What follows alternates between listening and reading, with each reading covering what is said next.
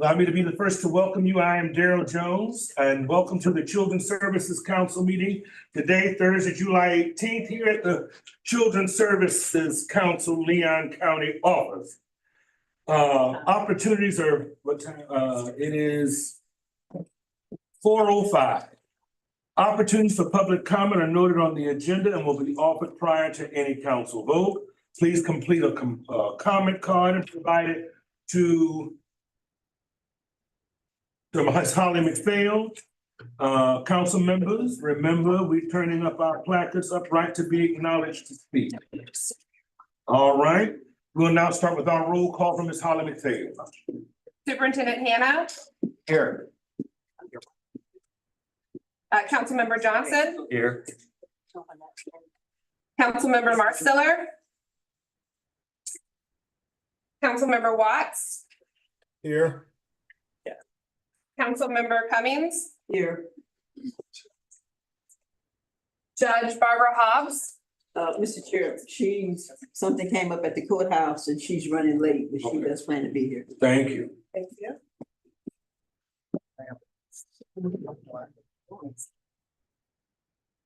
I'm sorry, we've made a little bit of a shuffle in our staffing, and so Jacinta normally does this, and so we're figuring out the new shared responsibilities, so I do apologize. Sorry. Mr. Mitchell? This is the roll call, right? Yes. I am mostly here. Mostly here. I do appreciate it. And not to count that one. Councilmember O'Brien. There he is. Walking in now. And Chairman Jones. All right, thank you. We will now, per our bylaws, everyone, if a physical quorum is established for any meeting, a council member requesting to participate virtually may do so by majority vote of the council.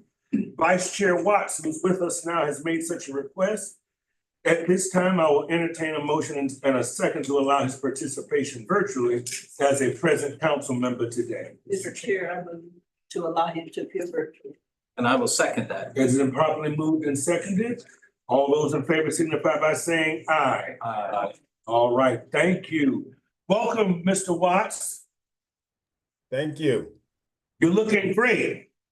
I don't think he's feeling great. Yeah, but we didn't know that you weren't feeling great, but we're happy to have you here, Mr. Vice Chair.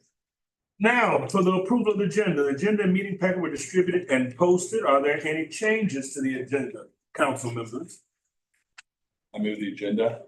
I will second it. It's been properly moved and seconded. All those in favor signify by saying aye. Aye. Ayes have it. Now,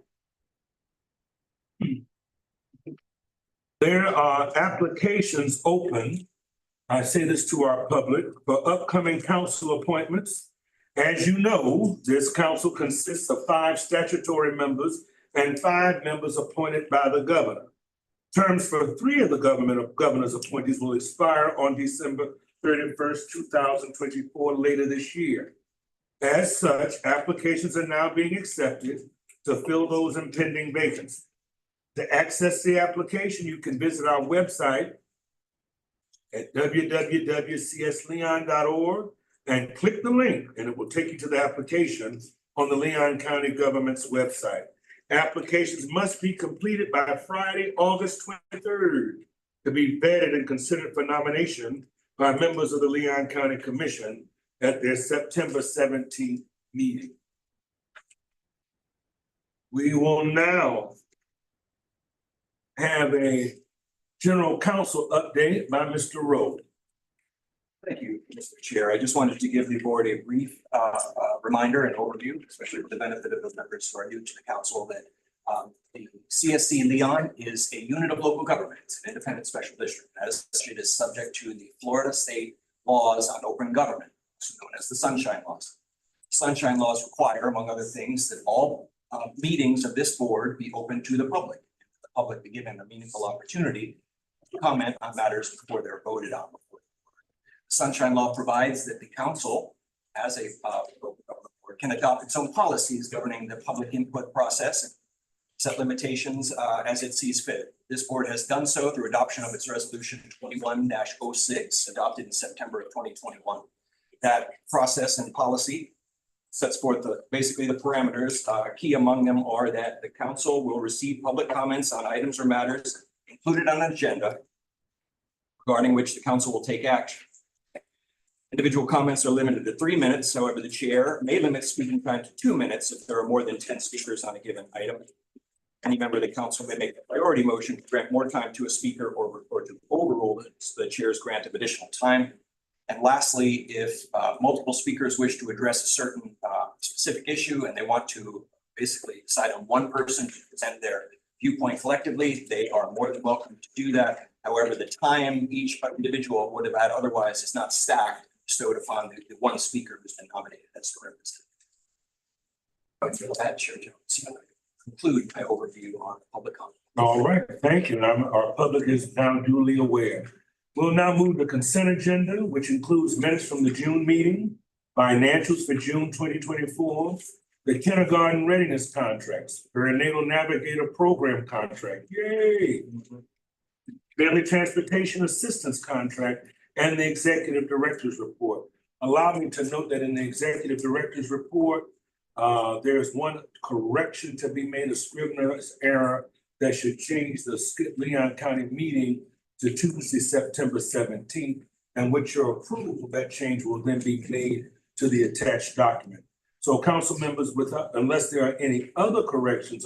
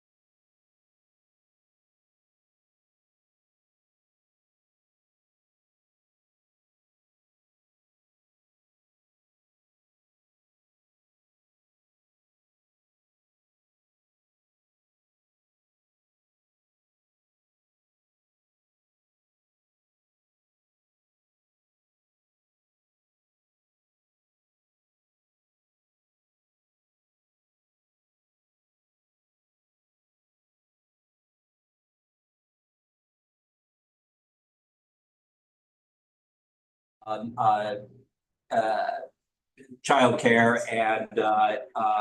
and it matters a lot that we have a superintendent who gave a darn about it. And I realize that it's your responsibility kind of begins at age 4, but it matters before age 4. So I thank you, sir, very much. Well, I appreciate those comments. It's Chris, her team is going to make the difference. We're really excited. The partnership we have with Healthy Start and the impact they're going to have with the 3,000 babies that are born in his hospital every year. They're excited about this. Mr. Chair. okay, yes.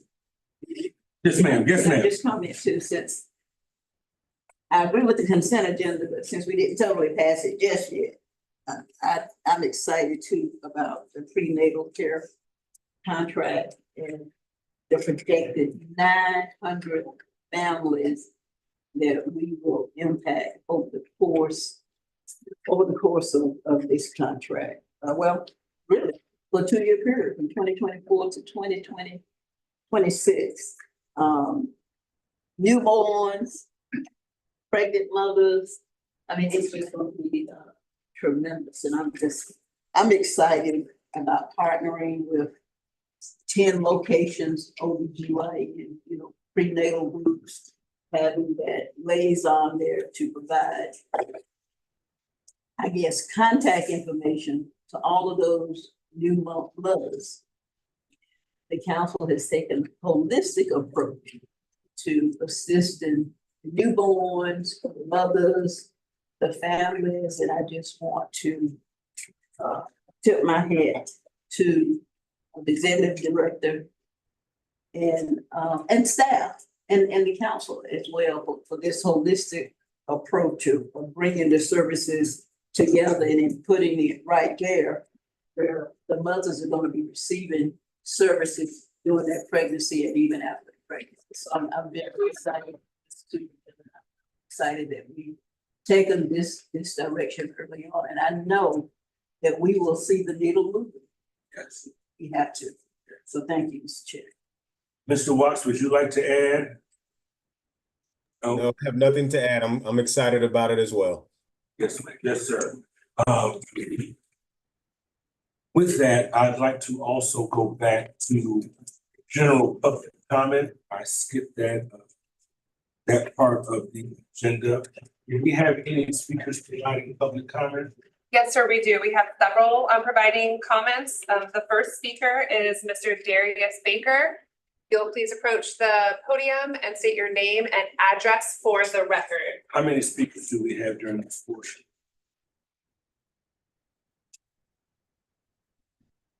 7. 7, we'll stick to 3 minutes, all right. Yes, sir. Thank you. Hi, my name is Darius Baker. I just basically came here. Please state your address for the record. Address, I'm Yes, sorry. name and address. Thank you. Darius Baker, 2702 Masterson Lane in Tallahassee. I am the founder and creator of Tallahassee Nights Live, the TNL Performing Arts Center. We were blessed to get funding last year and this year too. I basically came here just to thank you guys for partnering with TNL. What has happened this year has just been mind-blowing, and it touches my heart just to think about it. Last year, we only did 4 hours from 8 to 12. This year, full day, 7:30 to 5:30. We serve the kids breakfast, lunch, and dinner every single day. That's why I'm checking my phone. 4:30 is dinner, so I'm getting there to help them out with that. And just thinking about it and what we were able to do with your partnership this year just really touches me. I provided you guys with the letter that we recently received from one of the parents concerning their 2 children that had trouble with confidence, talking and being in front of folks. And now they're leading the family reunions, out dancing, out performing, and just a different person. And they're contributing Tallahassee Nights Live, the TNL Performing Arts Center, for that. And we wouldn't have been able to do that without the partnership with the CSC Leon. With all the things that we're doing with the TNL Performing Arts Center, I'm inviting everyone out to a showcase on August the 4th, which is Sunday at 4:30. One of the challenges this year is, of course, we went down to 7-year-olds. We had 7-year-olds this year. And surprisingly, they were the first ones to write a song, and they will be having their video shoot tonight at 7 o'clock. And the name of their song is "I Like My Nike Kicks." So listen, I'm closing out. This is not arrogant or nothing. I'm gonna produce at heart. I've been doing this for years. I really think that their video tonight, I'm going to send it to Nike, and I think we'll be hearing from them. And I'm definitely going to let them know about CSC and that we wouldn't have been able to do it without the Children's Services Council. And I'm definitely going to let them know that. But Nike Kicks, I like my Nike Kicks. Listen out for that from my 7-year-olds, and they're shooting a video tonight at the center. You all are welcome to come and see it. I'm telling you, it is a sight to see. They wrote all of their lyrics. We recorded the songs in the building as well. Last but not least, I just got a text or a flyer. My reading teacher, we added an academic component this year. And the first group to finish reading, it was 179 pages, 13 chapters of the book, Bridge to, what is that, Terra Bethina? Yeah, by Catherine Patterson. So they finished reading that book for the summer. So it wasn't just performing all of the summer, they're doing actually academic components as well. So I thank you guys so much. We got 2 more weeks too. Last year, we only did 6 weeks. We did 9 weeks. this year. So it was really, really beneficial for the South Side and all of the kids. We had 44 kids total, 35 that were fully funded by the Children's Services Council. The other 14, they only had to pay $50 a week just to help with their lunch. So I thank you guys so much for what you did. Sorry. Thank you very much. In the heart of District 3. Before we hear our next speaker, I'd like to acknowledge our newest member of the Children's Services Council, Judge Barbara Hobbs, who now joins us. We are very, very happy to have you, madam. For more than a decade, and now she joins our ranks. Started when I was 14. Yes. Thank you, Judge. We're so happy to have you be a part of our conversation. You follow Judge Strostrom and Judge Miller, and you are a fantastic addition. So thank you so very much, ma'am. Our next speaker. Our next speaker is Mr. Ricky Murray Jr. Please state your name and address when you approach the dais. Good afternoon, how y'all doing? Right here, name and address, and then you can start. Okay, how y'all doing? My name is Ricky Murray. My address is 227 Nassau Road, Monticello, Florida. So today I'm talking about a program. This program, actually I was in a program when I was coming up in high school, so I was a mentee, and now I'm able to be a mentor for the program. Last year I played with FAMU. I have a chance to go and play professional on a couple weeks and stuff. So being a part of this program helped me be patient with the kids, understanding that, okay, most kids come from different backgrounds. And I see how this program helped me. And I see a lot of kids that it helped as well. I definitely see this program could be in a lot of schools. Talking to a lot of kids, we was definitely aware of their opportunities and choices. So we give them the basic knowledge and awareness to identify their choices and make better decisions. So a lot of things that happened this time was we helped a lot of kids find their gift, develop their gift, and share their gift with the world. So we have a few kids, they talked to me and told me that they seen themselves like going to jail and prison. So we gave them different opportunities to, okay, maybe you could be work in the sports and entertainment area. Maybe you want to be a dentist or a construction worker to get them more opportunities at life, because these are the same type of guys that they plan on trying to rob, steal, or kill. So we're trying to get them different opportunities at life. You want to introduce persons with you? This is Ms. Stephanie Tolbert. I'm on the card. I'm on the next card, I think. Oh. The next, I can move it if you want to. All right, Hollis. I can do it. Mr. Murray, the name of the program? Oh, Diamonds in the Rough. I'm sorry, Diamonds in the Rough, sports, education, and entertainment. My eyesight's not. If it's okay, we'll roll to the next speaker card, Ms. Stephanie Tolbert, if that's okay. Just make sure that you say your name and your address. Yes, my name is Stephanie Tolbert. I live at 514 Westland Pines Boulevard, actually in Gaston County. But I am a Leon County teacher and have been for the last 29 years. I want to say that being a part of this summer enrichment program gave me a chance to see, I'm from the other side of town, so on the south side, actually bringing these kids together from different socioeconomic backgrounds, different areas, and not just that's this side of town, but all over the place. Deer Lake students, Swift Creek students, they came from everywhere. They didn't all know each other, but before they left, they made lifetime friends. What we taught and what we allowed them to do is express themselves. First of all, trying to find out who you are. At 13 and 14, you don't have a clue. So we made them look deep. My writing teacher, who also works for Leon County Schools, my life skills teacher, who's at Gretchen Everhart, Leon County Schools, gave them the opportunity to find out who they were. They got they did an awesome job of being able to present to you who I am, who I think I am, where I'll be in the next 10 years, what I see now, and what can I do to change differently. Diamonds in the Rough is exactly what it is. Diamonds in the Rough. These kids came in raw. Like they didn't want to play football. We had the opportunity to be visited today, and they got a chance to see how we actually rotate. We had financial literacy. They had college tours every Friday. We were gone. They loved it. They got a chance to walk the college campus and see what it feels like at the next level. We had high school students as well who are going to be juniors now, who we gave the opportunity to actually walk the college campuses and see what it really looks like. And they actually had tours where they could ask questions. They were phenomenal with the information they wanted to know. we didn't even know they had it in them, but the questions that they asked those people was amazing. I want to say on behalf of Mr. Leroy Smith and Diamond in the Rough, we appreciate what CSC has done for us. It's gonna be bigger and better. We're coming back, we're expanding, we're doing more things. And I want to say the last thing that the parents got that they did not know they got, each kid got a savings account today at Loyalty Bank. They did not know, so there was no, we didn't give incentives to do right. We just wanted you to do right. So we didn't have to bribe them to, to come to class, we didn't have to bribe them to not talk. They did it because they want to change, and I think that we, staff of Diamond in the Rough this summer, has made some relationships as well. We changed, kids got our phone numbers, so, we're gonna continue to be by the side, whatever it is and however it is. Thank you so much. Thank you. How many children were served? We served about 42, 43. We also had the summer break lunch. We walked to Jake Acre to hang out when they got a chance. And so it was, nature, birds and bees. They finally saw a golf course for the first time. What is this? What is that? But we just got a chance to interact with them. And I think like a lot of our kids, they don't have that. Nobody listens to what they're saying. Did we have some challenges? Oh, of course. But they were held, in-house and just conversating. The communication, the level of communication that these kids had was amazing.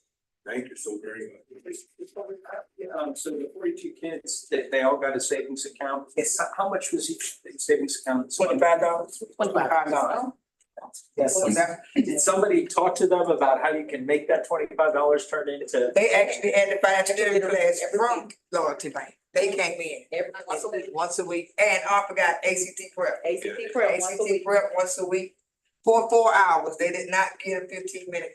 They sat 4 hours in that class because they knew that test is 4 hours. So we tried to mimic as much as we possibly could what they built. Thank you. Right, thank you. Next. Your slogan, Stephanie, diamonds in the rough, but diamonds shown up. Congratulations on Raleigh Young County School Teachers. Thank you. Next. Our next speaker is Ms. Emily Fritz. Ms. Fritz, if you'll approach the dais, state your name and the address. My name is Emily Fritz, and my address is 1433 View Parade Drive. And welcome to the new council member. I don't know if you remember, we met in 2012. Yes, so anyway, I'm here to speak about your upcoming vote on the property tax. And in the last 3 years, you've taken $22 million from the pockets of taxpayers. I mean, this is legal. I didn't mean it to sound like theft, but you have taxed them at $22 million. Now, I know all of you manage budgets that are much higher than that. So $22 million might not sound like a lot of money to you, but it really is. Because some of the people that had to pay that are unemployed, underemployed, holding down 2 jobs, or on fixed incomes.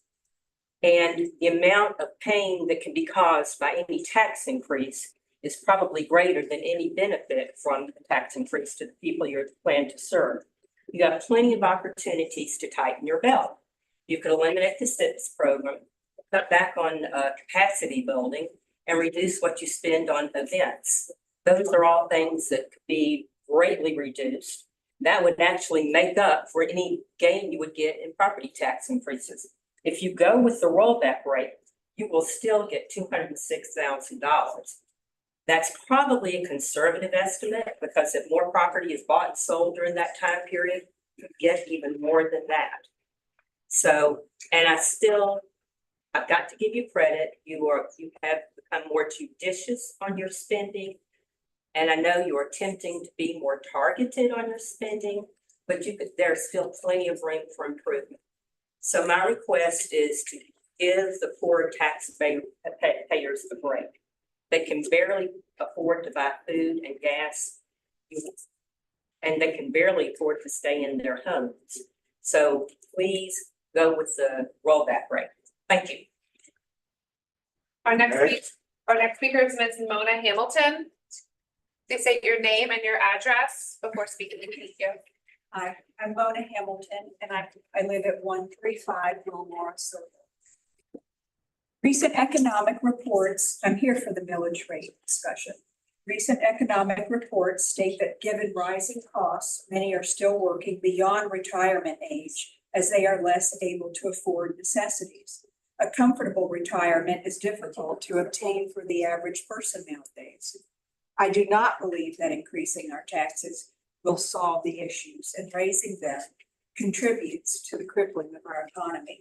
The bottom line is this: consumers are getting battered by inflation, and it will only get worse as debt increases. Please vote for the rollback rate as Emily Fritz just discussed. Thank you for your time. Next. Ms. Keisha Jenkins. Just state your name and your address before. Thank you. Good evening. My name is Keisha Jenkins, 2502 Waldemere Lane. So I stand before you as a mother and also an advocate for the community.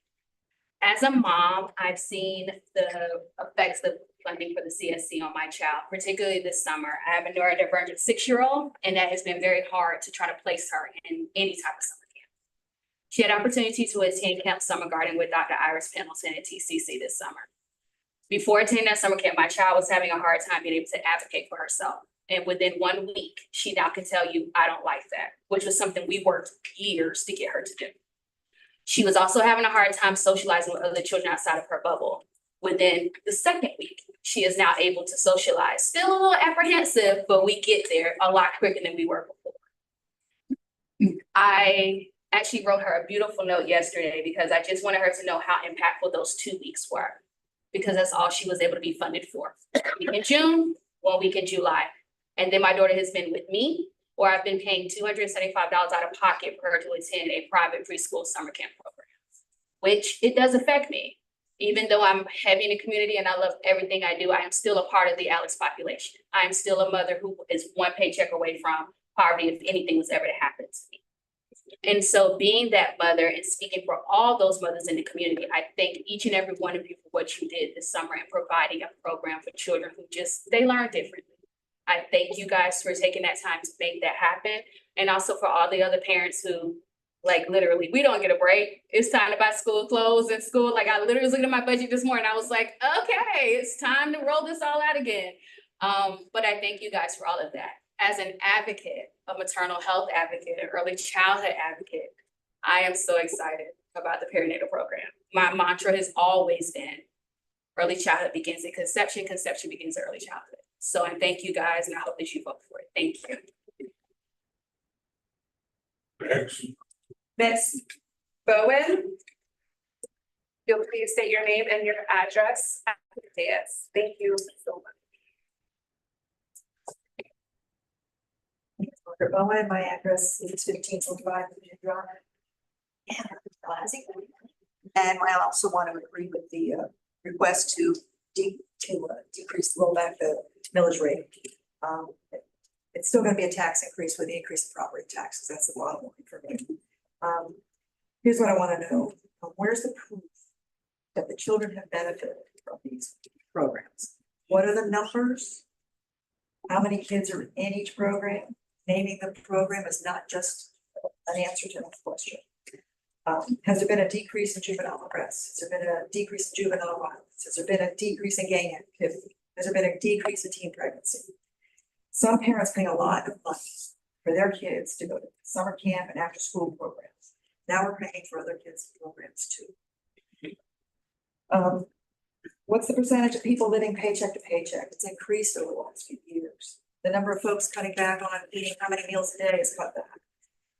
This is what we do when things get tight. We cut back. But these are the same people you could be raising taxes. The things we took for granted and luxuries, eating out, vacationing, etc. On top of that, according to the tally July 10th article, city projects projects $6 million increase in property tax revenues for fiscal years 24 to 25. The general fund is projected to increase 4.2% based on property taxes mostly. The property tax free it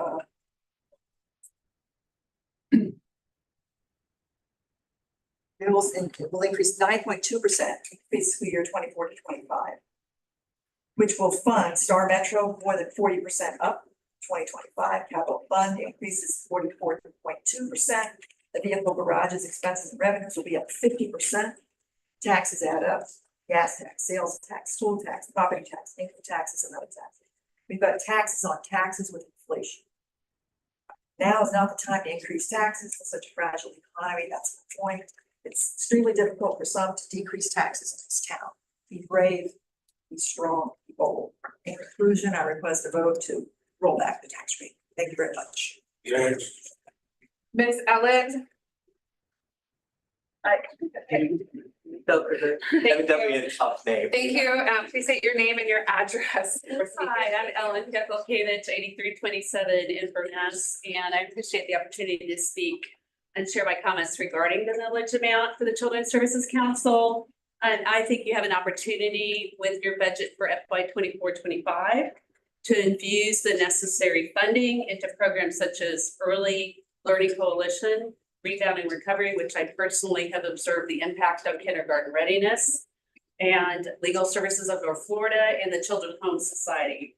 I hope that the council can continue to address the diverse needs of our community's children with significant impact. Be bold, ensuring that they have access to the resources and support that they need in the future. The next speaker is Ms. Ty Cole. Please state your name and your address before speaking. Thank you. I'm Ty Cole, 4148 Rampart Drive in Tallahassee.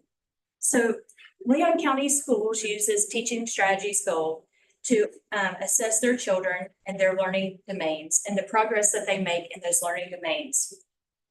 And in that assessment, there is a quote by a researcher, Kaufman, Panetta, and Cox, who state that self-regulation is ranked as the most important skill for school readiness by kindergarten teachers. However, the research also shows that over half of their students lack the effective self-regulatory skills to achieve this.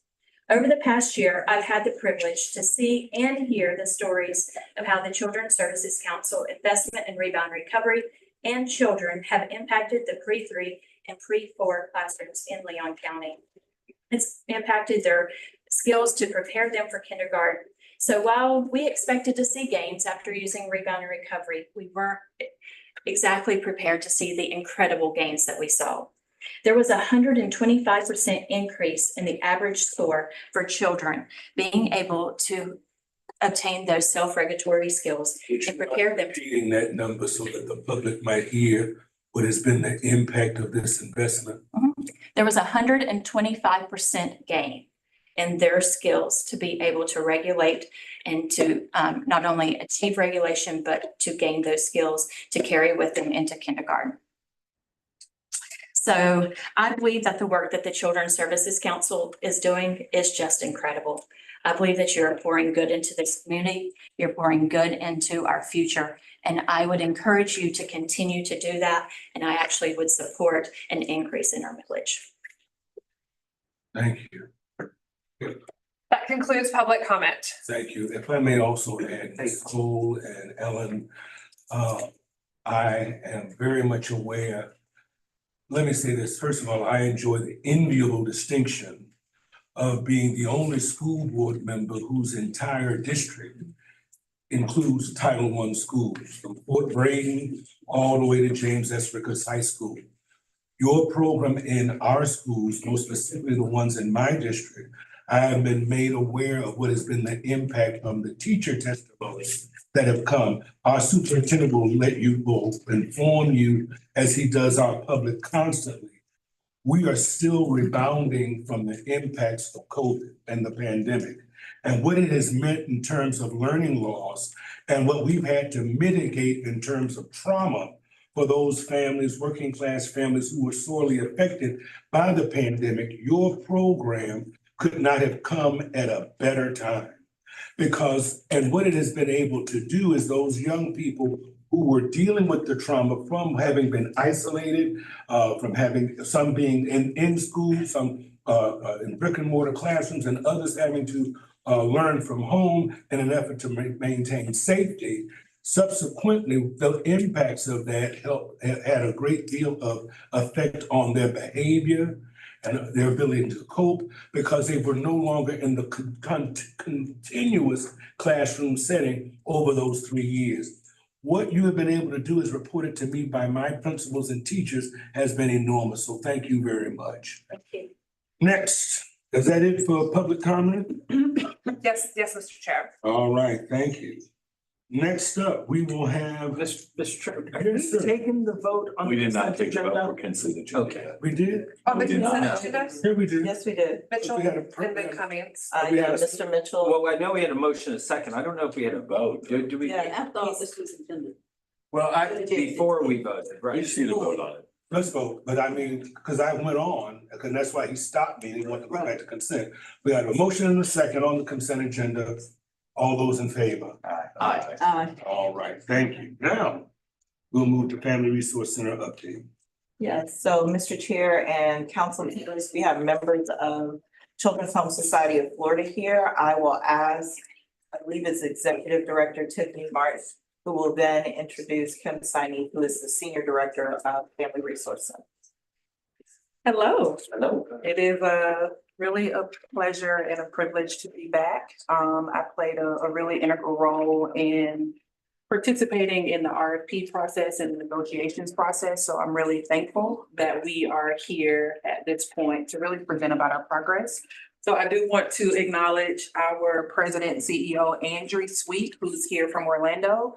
She was actually here once we had our final meeting that was just dedicated to Family Resource Center. So we're really thankful that she's here with us today as well. So we, again, I want to say thank you for your time and thank you so much for the opportunity. We are really excited. We've spent a lot of time talking about how our work with Community Partnership School is going to inform the work that we're doing currently with Family Resource Centers. So I'm really excited for Kim to share a little bit more about what that looks like and how we've been able to kind of move the needle in the progress that we've had since we started our contract. Also, I'm very excited about showing you all the logo.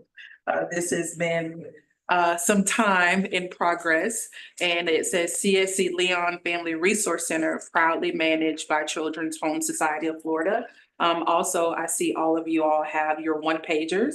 So we, again, are super excited about that because we now have a tool that we can utilize in the community when we're out sharing about the work that we've already started to do in our community as well.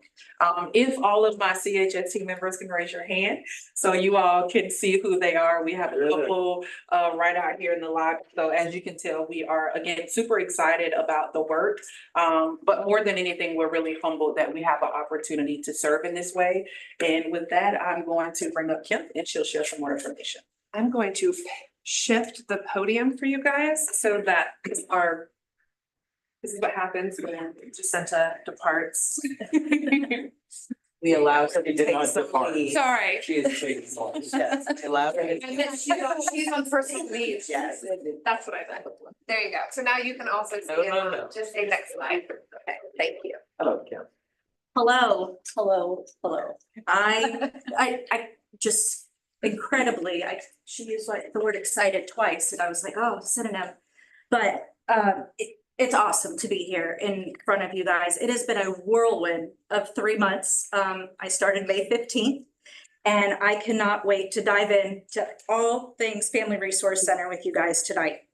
So today's Family Resource Centers are key prevention strategies for addressing many of the challenges that face our families. They are the bridges between our families and the services in the community that they desperately need.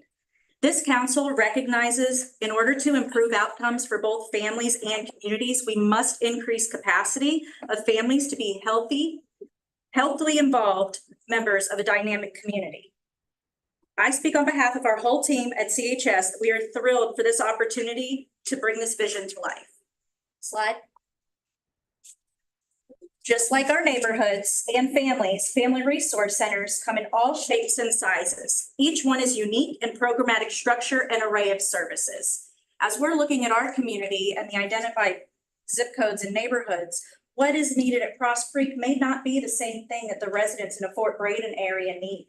Whether maybe it is transportation differences or what resources they truly need to be connected to. So the Family Resource Center is really this partnership within the community where we will have parents and focus groups that come together to really determine what services are fully needed and how to best connect them in their own neighborhood. Slide. One more? Oh, yeah, sorry. There you go. Just pictures down. For families to achieve positive outcomes, it is essential that quality be the gold standard for the center's program and services. The model that we are using, Community Readiness for Community Change, developed in Colorado University, represents an integration of research, practice, and policy. And leadership and staffing are critical to the success of a family resource center. So with that, let's check out our team. We have an incredible lineup. We are building an incredible team. Myself, of course, okay, here now. We also have Stacy Larkin joining us, former Vice President of Mission Services of Goodwill Industries, Big Bend. She is our data guru, and I cannot imagine leaving our data analysis and outcome measures in the hands of anyone else. Starting Monday, we will have our center director here, Miss Ivory Miller, who is a former early childhood educator, child advocate, MSW, and just has the brightest smile. I can't wait to see how welcoming she is to all of the families and kids. We also have here our family and community engagement coordinator, Miss DeAndrea Williams. Here she is in the back.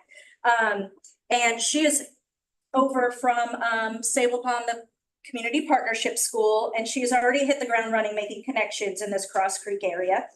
And then we are in the onboarding process for our family and engagement coordinator positions for Fort Braden. Kimmy Wiley will be joining us. She is a educator at Fort Braden Elementary. And the Macon position, Chloe Reams, we're in the process of bringing her on. So more to come as we onboard those positions. Yeah, well, so you've met everybody. There is in your packet, the next slide, go ahead, a more detailed outbreak of what each position does, but I'm not gonna go over that all tonight. We all know we got a really long agenda, but you have it there for your review. Thank you. Okay, so we're gonna do a little bit of a timeline for you guys of what's been going on the last few months, and then we are going to kind of highlight each neighborhood and talk about what's going on in the individual neighborhoods. So May, and I'm gonna say like half of May, because I didn't start till after the 15th. It's, like I said, it's been a great 3 months. We focused on hiring, interviewing, had our initial conversations on data collection, initial branding conversations. We had, that month, we had a great tour with Commissioner Kadan's aide, Allie Richards. She took us, we toured the community center and the library.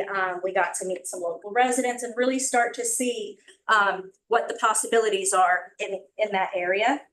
And then we started our outreach development plan. In June, we continued with hire letters. We didn't actually get anybody's first day in June, but like real close. There were jobs offered in June. And then continued. For myself, I went through the family strengthening and support quality standards training. That's a national model, and those are the standards that we are basing the program on. And then I started to have those initial meetings with the other services in the community, agency leaders. I've met with Ellen and Ty with Rebound and Recovery, Leon County Schools, Pace Center for Girls, agencies that we anticipate we will be partnering with in the future for a variety of services, just to really start making sure that they know we're here, they know it's coming, and we can foster those relationships. In July, you'll see there's a lot more hires there because that's where they all showed up, and I'm so excited to have them on board. The staff will start to complete that family strengthening quality standards training. Construction began here as you guys walked through and started to see some of that. And then some of the meetings that we have been holding, we've met with County Commissioner Rick Minor, second harvest to discuss what food pantry type options are, what they look like, how does that fit within family resource centers, and other services that they provide in ways that we can partner. And then connecting with the schools, Fort Braden, Hartsfield, and Celia Elementary. And then DeAndrea started doing community canvassing here in the Cross Creek area. She has been out to about 22 different apartment complexes, figuring out which ones have meeting rooms. Do they hold events for their residents, things like that, local churches. So as well. So it's been really exciting just to start that mapping of getting everybody together and the parents together. Yes, August. So going into August, we will be looking at filling the Griffin Heights Family and Community Engagement position.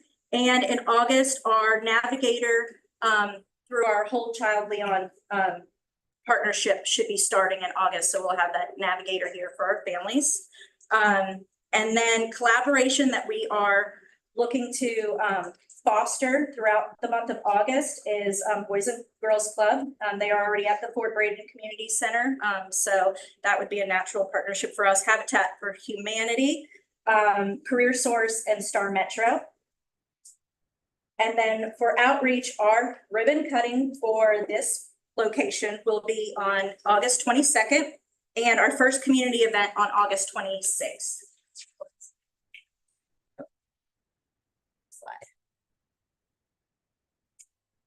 So, as I said, we have our ribbon cutting August 22nd and then community event August 24th.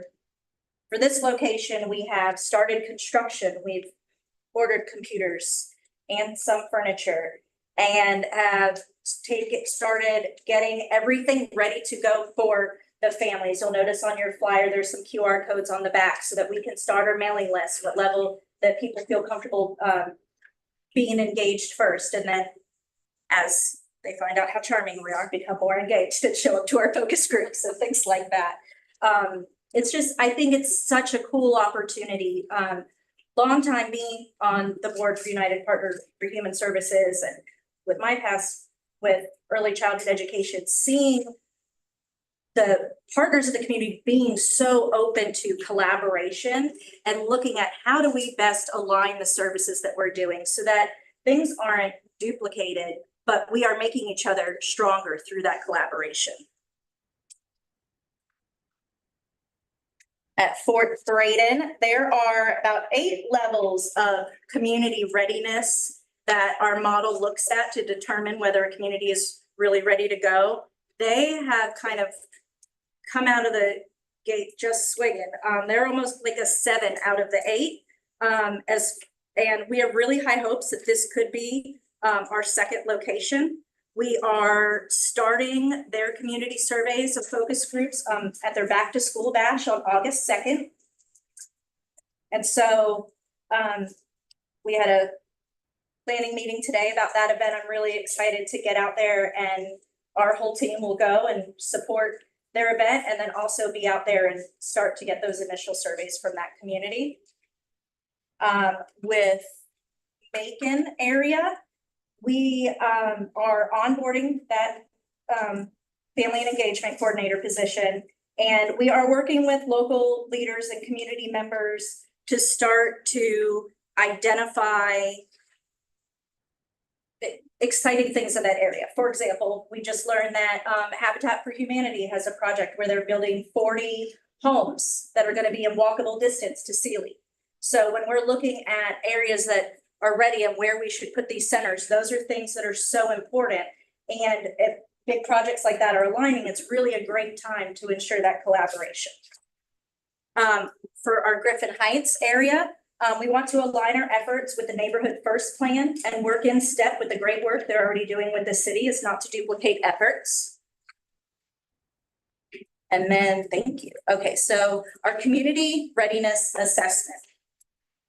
We are, again, using the community readiness for community change model, and best practices state that we incorporate 3 methods for our collecting data, and that's our parent surveys, our focus groups, our one-on-one interviews. We'll be holding these throughout the month of August, and initial findings will be presented to you in September. There is an additional slide in the packet that goes into a little bit more detail on that, but because we'll be going over it so extensively in September, this is just your pre-homework for till then.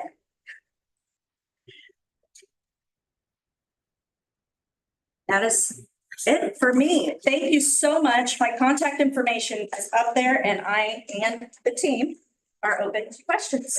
Great report, Mr. Mitchell. Mr. Brian had this. Oh, no. Just was wondering if we could get a copy of your slide deck. Yeah, you should have it. Oh, it's in here. Okay. Thank you. That was all. And it will be posted online at the conclusion of today's meeting. Thank you, Mr. Chair.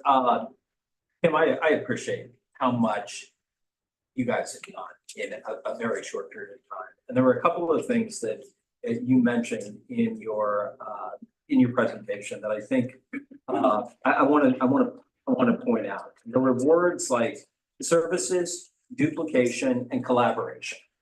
And really, duplication and collaboration sort of fall into different verticals, with services being right above them. It is incredibly important that we get this right from the beginning. We, as a council, did a needs assessment, so we sort of have a baseline. The needs assessment, I think, was done well by the people we hired, but I'm not sure that we found out what you guys are about to find out. And so I am anxious to hear when you report back, what are the services that people need? And when you do those focus groups, I beg of you, please don't use the same focus groups that we used 3 years ago. Number one. Number two, I'm not really that interested in what the vendors have to say. I really am interested in what the families have to say and what their needs are. I think it's important that, I'm thrilled to hear that the vendors want to collaborate. Oh my gosh, that's fantastic.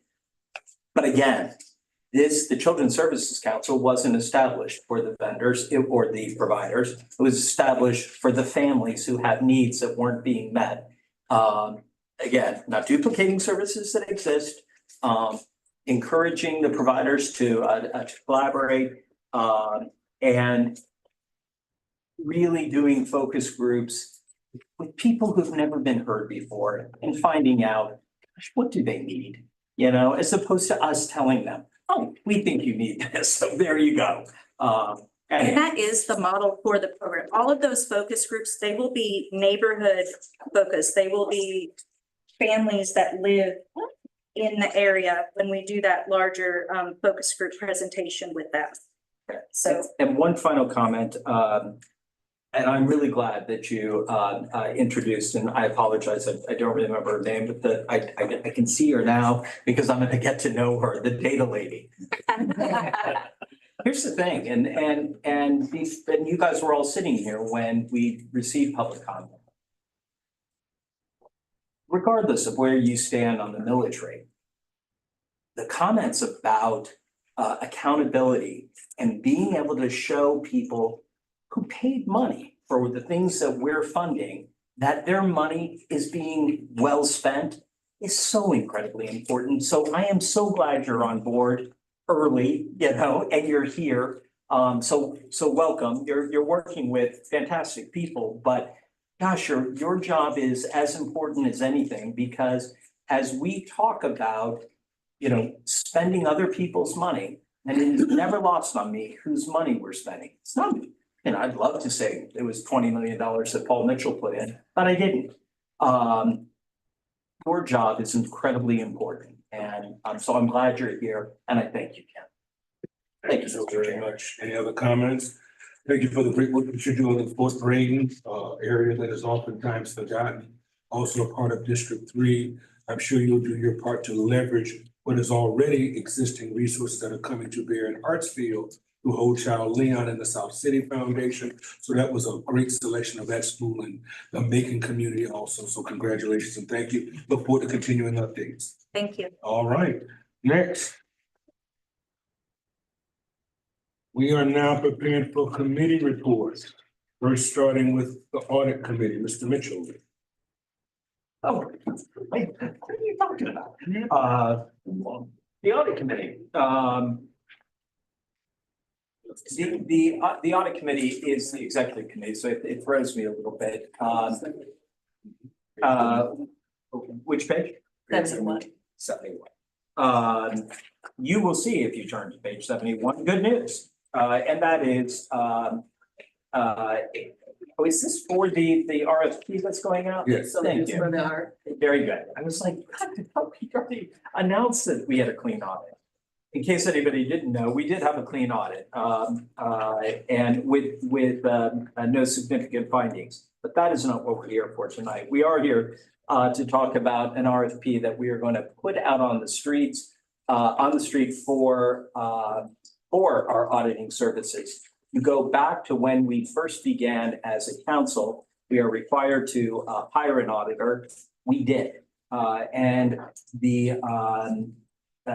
auditor that we hired for a 3-year period. It's really kind of a 2.5-year period, as they did. The first year of our existence was only 6 months. They gave us a fantastic price. They had given us a terrific work product, but it is now time that we go out with a new bid for an auditor.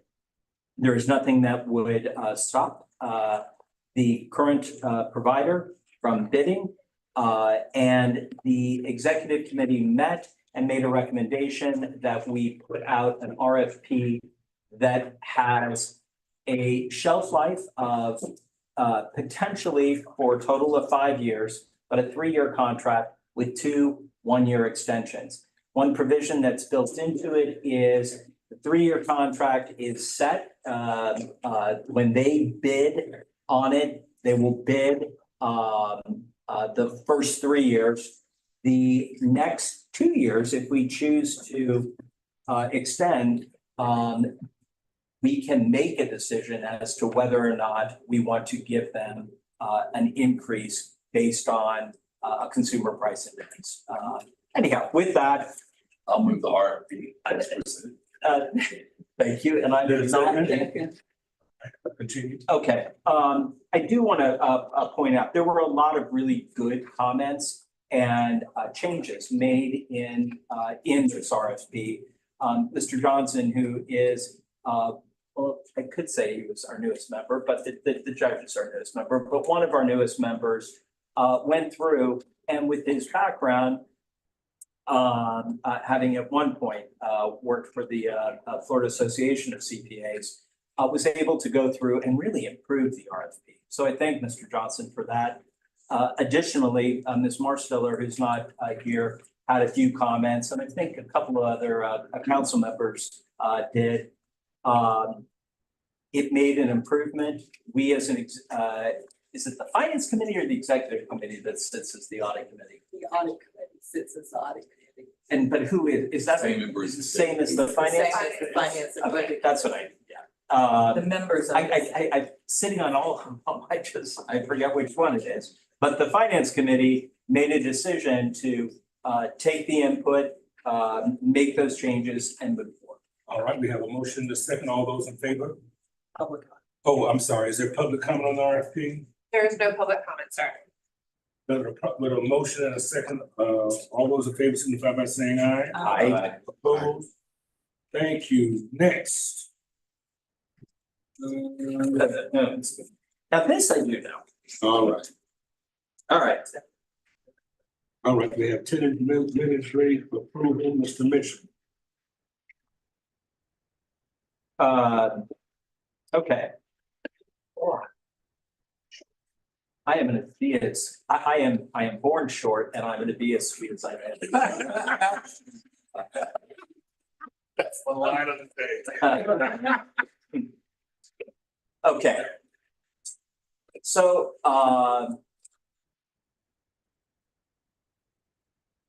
if you go back to the beginning of the Children's Services Council, we struggle as a new entity to figure out how much do we need to raise of that other people's money that I was referring to? And we settled in on a 0.375.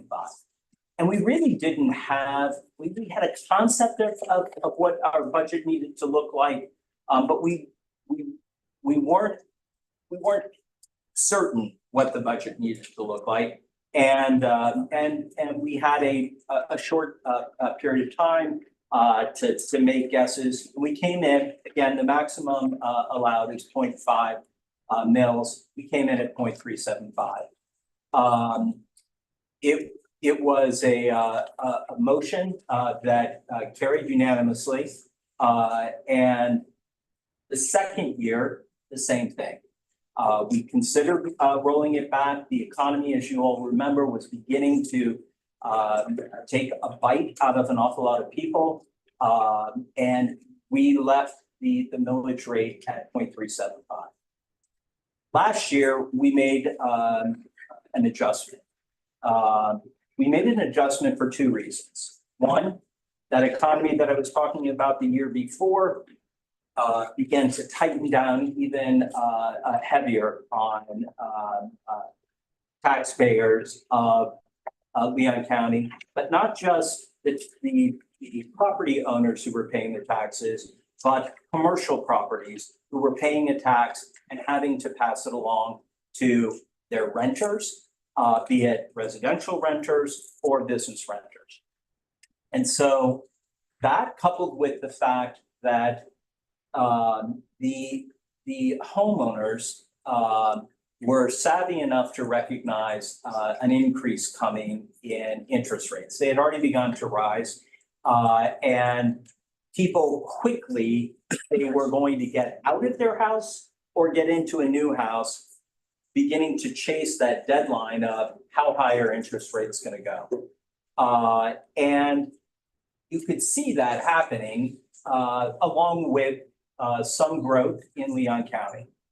And so we made a decision to roll back the rate to try to go for no increase whatsoever.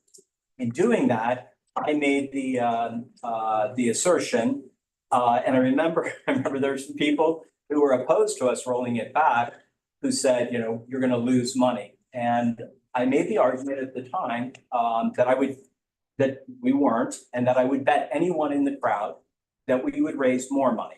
And my guess at the time, not a real estate expert, I own some real estate, not a financial expert. I've run a budget or two over my years. My guess was it was going to be in the $250,000 to $300,000. As it turns out, we raised $600,000 more than we had the year before by rolling the rate back.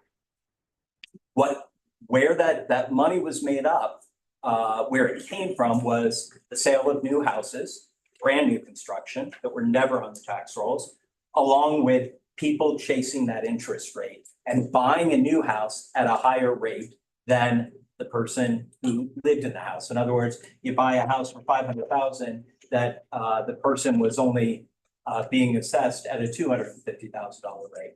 It adds up pretty quickly. It added up to the tune of $600,000.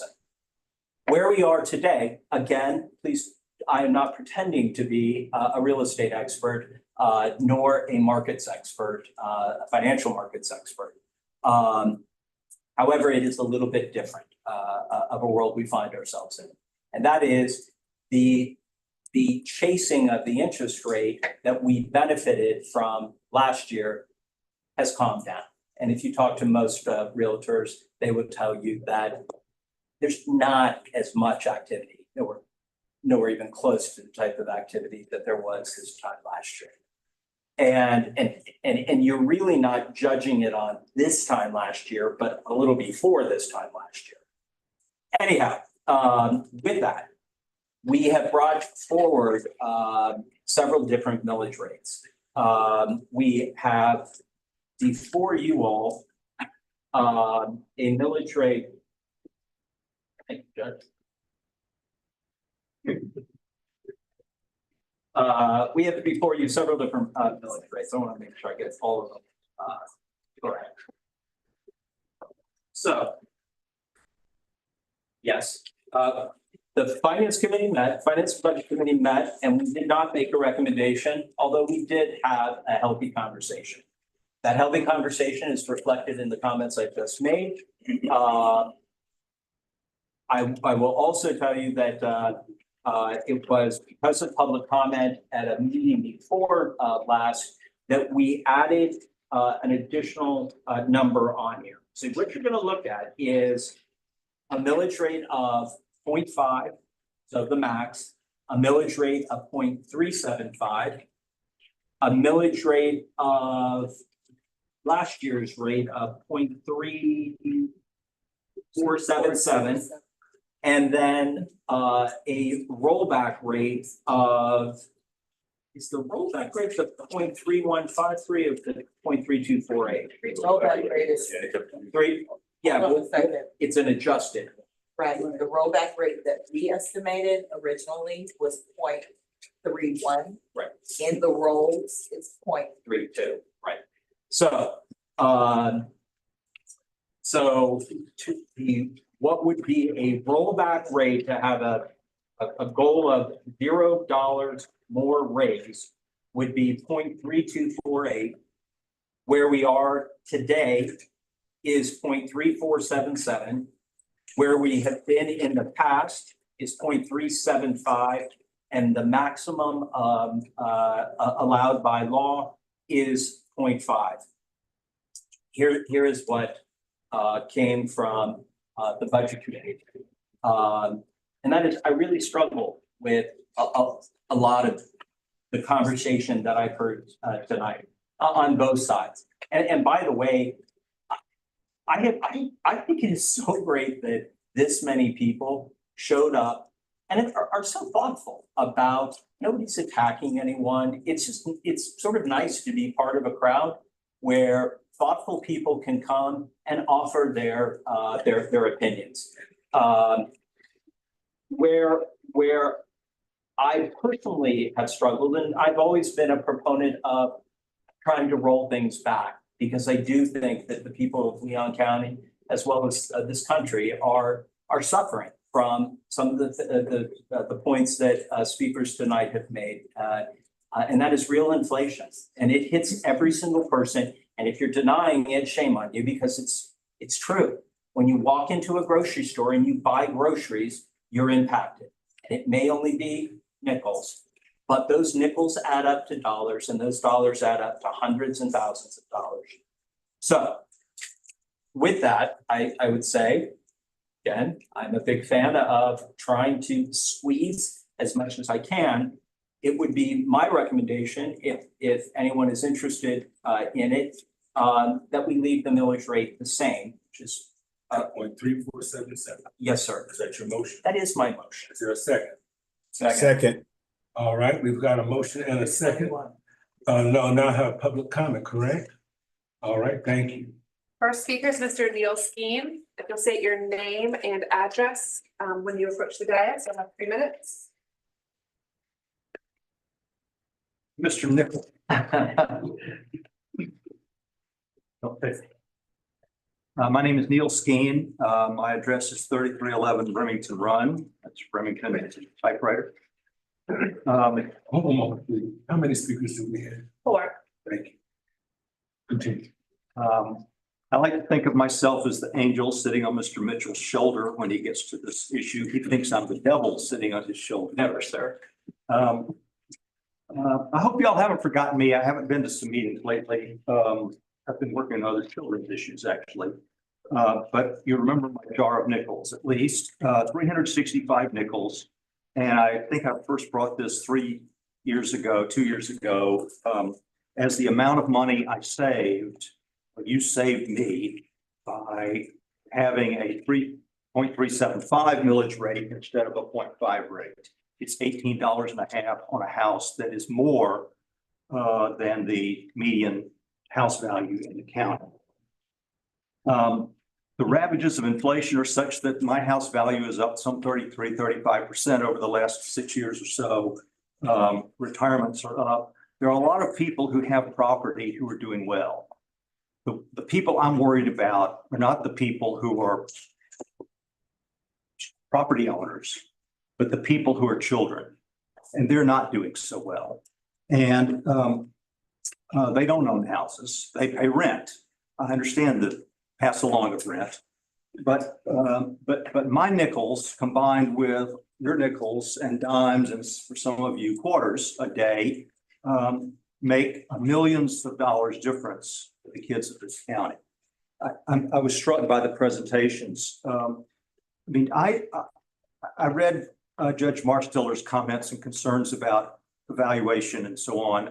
I think this council has done some excellent choices in the programs that you're funding. You've got outcome measures in place. You can judge what you're doing. I know painfully that every investment is not going to produce all the returns you hope. Nobody's has.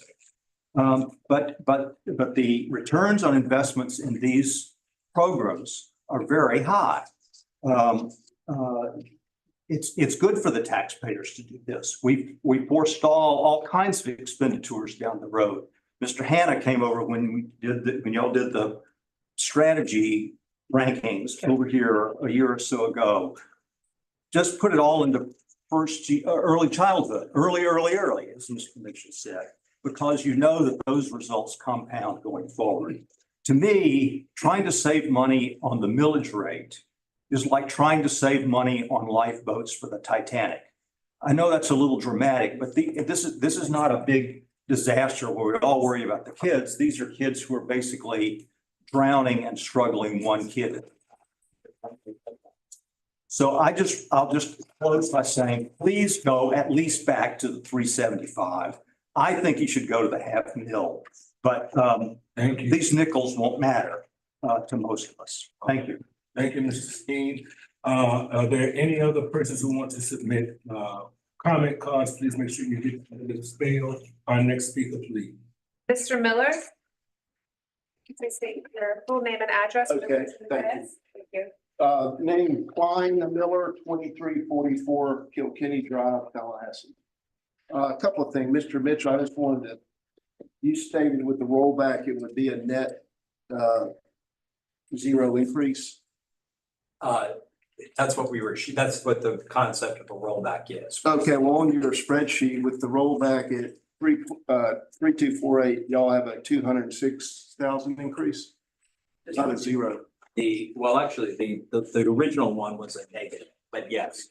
Okay, yeah, so the rollback to 3248 is an increase of 206,000. Okay, got it. So I have some handouts, but I won't give you these until I finish talking because I don't want you to get distracted. But first of all, I think this is a great program. I'm not against helping kids. I have 2 grown kids, and I'm in the healthcare business like Mr. Bryant. And you know, we see families struggling with co-pays, deductibles. I mean, it's expensive out there. I charted state of Florida gasoline prices per year going back to 2003. They're going up. People are spending more money out of their pocket to live. Well, we'll give you the time. All right. So price of gas, we all know is gone. It's expensive to live. This is interesting. Share of people in delinquent credit card is at an all-time high in all income categories. It goes as high as about 17%. And that's the poorest 10% of zip codes. The richest 10% of zip codes, the delinquency rate is over 5%. And then it breaks it down. So even rich people are having trouble, you know, paying their bills. The share of debt in delinquency has gone up to over 20% for the poor people and 7% for the rich people. And it breaks it down a little more, and you can read this when I give it to you. I pulled some data from a local realtor. Year-to-date, single-family detached homes median price comparison. This is as of June 30th of this year. They keep going up. The median was $347,250. As y'all probably know, the property tax appraiser, they're allowed to increase your value up to 5% per year. Most likely be a 3%. So everybody's getting a tax increase. Okay. Maybe not selling as many homes, but the values are going up. Leon County townhomes, condo, same thing. Year-to-date median price, 180,500. That's at an all-time. So people that rent. If you're a businessman, you own rental property, taxes go up, what are you doing? You're raising your rent. A lot of these low-income people rent property. They're gonna get a tax increase in the form of a rent increase. Is that 3 minutes? Yes. All right. So anyway, I'll give you all this and y'all can review it, but I would ask that we do the rollback of 3248, and that based on your spreadsheet, that will give you an additional $200,000 in revenue. Thank you. Thank you. Next speaker. Ms. Christine Henry. Ms. Henry, if you'll state your name and address before speaking, thank you. Hey y'all, my name is Christy Henry. My address is 3121 Pontiac Drive, Tallahassee, Florida 32301. Thank you so much for the time to spend with you all today. I'm a huge fan of this fund. I can say that as a converted fan at the time of referendum, I wasn't a big fan. But after this summer, after getting parents who were calling after the deadline had passed for registration for the summer programs, that many of our children, over 900 children, were able to obtain this year. And that wasn't enough. I want you to understand that was a fraction of the need. So although I'm understanding of the case of real estate, and I'm a realtor, so I understand the real estate market, I understand the activities of the market. But I also understand that the value of our community is based on what components? Public safety and educational attainment. And if we don't continue to invest in public safety and educational attainment, it won't matter the real estate impacts, because real estate values will go down or cease to increase, which brings value to not just the folks that we're hearing about that have the issue, but it brings value to lower income families that are going into home ownership. So it's a symbiotic, great circle of impact. And I see that. So I want to encourage you, if you don't leave it at the current, which is, you know, I'll scrunch my nose and say, okay, increase it to the maximum. Because I believe that you won't have enough to facilitate all of the needs for all of the children that could possibly benefit from the investment of this fund. And with every program that you funded, every single provider has a STEM education component, has a reading attainment component, have a school readiness component, have things that have additional factors and additional benefits that impact other segments and other institutions within our community. Stay the course. Please do not impact this rate. Thank you so much for the time to spend, and thank you for your work. It's not enough. It's not enough. We had programs, and I'm gonna end with this. We had a program that had 100 slots available. They communicated to us and said, hey, we got 100 slots available. It was a day before all 100 slots of her program was taken up. There are not enough resources for the children and the families in this community that need it. Please stay the course. Thank you. Next. Mr. Roger Osborne. Mr. Osborne, please state your full name and address before commencing. Thank you. My name is Roger Osborne, 2205 Kalani Way, 32309. Here today to endorse Mitchell said to either roll back or keep the village rate at its current. There are a lot of economic positive effects of not raising it, reducing it are tremendous to this community. And this community is, Rocky Hanna speaking the other night, he's talking about the competition he has between his schools with the private schools. We have a lot of people who move this state, and we're competing for those people who move this state. The village rate, and we need to keep this community growing and be competitive. I have a whole list of economic and social benefits why to keep it or reduce it, but I've heard you speak about those, so I won't be redundant. I appreciate what you do. I'll be honest with you, I didn't support this program when it was first brought up, but I supported that because I was glad to see the positive things that we've done in this community. And I appreciate the balancing act that you have between the cost benefit to the community. It's tough. So I appreciate what you do. But thank you very much. Thank you. Next. There are no more speakers. All right. Mr. Miller have a handout? I was gonna wait till everybody. We can give it to the staff. Yeah. Pass it out to us. All right. What I'd like to do, Mark, if you would, if council members, now that we've heard public comment, we have a motion. A second, I'd like us to just go around the room, giving everyone opportunity.